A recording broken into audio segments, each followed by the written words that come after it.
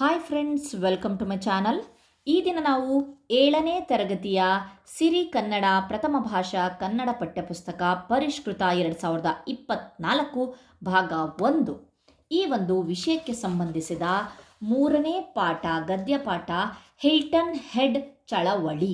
ಈ ಪಾಠಕ್ಕೆ ಸಂಬಂಧಿಸಿದ ಪ್ರಶ್ನೋತ್ತರಗಳನ್ನು ಮತ್ತು ಭಾಷಾಭ್ಯಾಸವನ್ನು ಸಹ ನೋಡೋಣ. ಬನ್ನಿ. ಹಿಲ್ಟನ್ ಹೆಡ್ ಚಳವಳಿ. ಸೊ ಇಲ್ಲಿ ಕೃತಿಕಾರರ ಪರಿಚಯ ಇದೆ. ಫಸ್ಟ್ನೇದಾಗಿ ಶಶಿಧರ ವಿಶ್ವಾಮಿತ್ರ ಅವ್ರ ಬಗ್ಗೆ ನೋಡ್ಕೊಳ್ಳಿ. ಅದಾದಮೇಲೆ ನೆಕ್ಸ್ಟು ಪದಗಳ ಅರ್ಥ ಇದೆ, ನಿಮ್ಮ ಟೆಕ್ಸ್ಟ್ ಬುಕ್ಕಲ್ಲೇ ಇದೆ. ಸೊ ಅದನ್ನು ಸಹ ನೋಡ್ಕೊಳ್ಳಿ.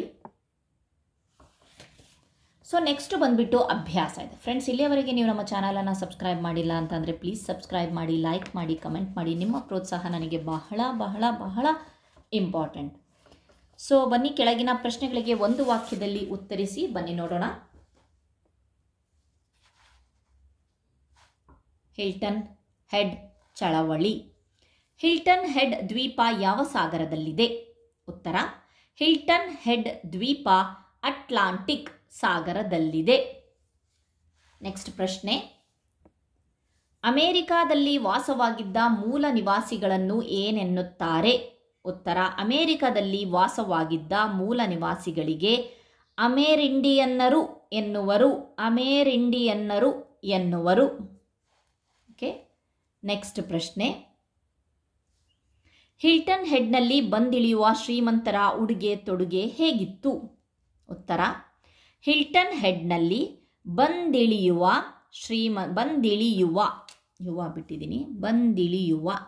ಶ್ರೀಮಂತರು ಬೂಟು, ಚಡ್ಡಿ, T shirt, cooling glass, skull cap ಹಾಕಿಕೊಳ್ಳುತ್ತಿದ್ದರು. ನೆಕ್ಸ್ಟ್ ಪ್ರಶ್ನೆ: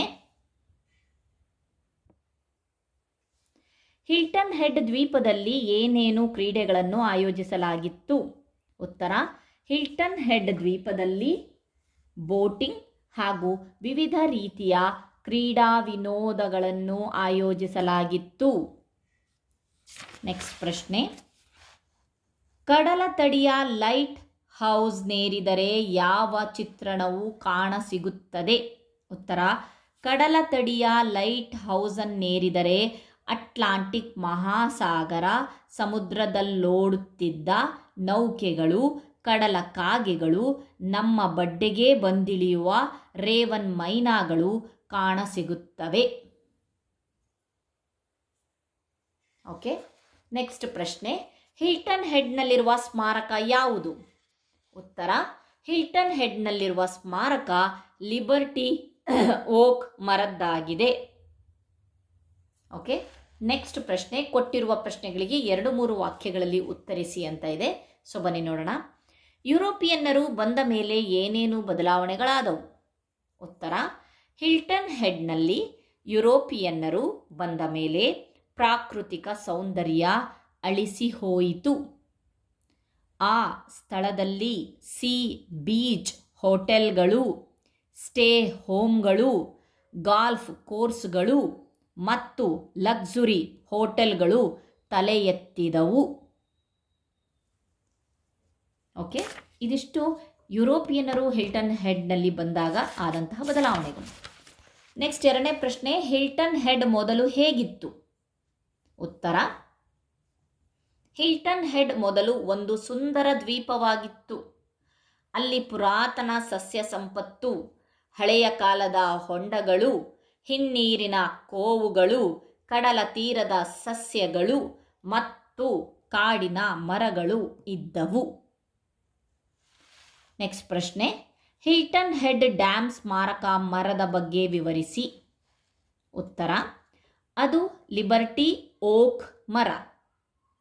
50ರ ದಶಕದಲ್ಲಿ ಪರಿಸರ ರಕ್ಷಣೆಗಾಗಿ ಜನ ಒಗ್ಗೂಡಿ ಪಣ ತೊಟ್ಟಿದ್ದು ಈ ಮರದಲ್ಲಿಯೇ. ಇದು ಸುರಕ್ಷಿತ ಜಾಗ. ದಯವಿಟ್ಟು ಕಟಕಟೆಯ ಒಳಗೆ ಪ್ರವೇಶ ಬೇಡಿ ಎನ್ನುವ ಫಲಕವನ್ನು ನೆಟ್ಟಿದ್ದರು. ನಂತರ ಈ ಮರದ ಸಾನ್ನಿಧ್ಯ ಎಷ್ಟು ಪ್ರಸಿದ್ಧವಾಯಿತು ಎಂದರೆ ಎಷ್ಟೋ ವಿವಾಹಗಳಾಗಿವೆ ಎಂದು ಲೇಖಕರು ಹೇಳುತ್ತಾರೆ.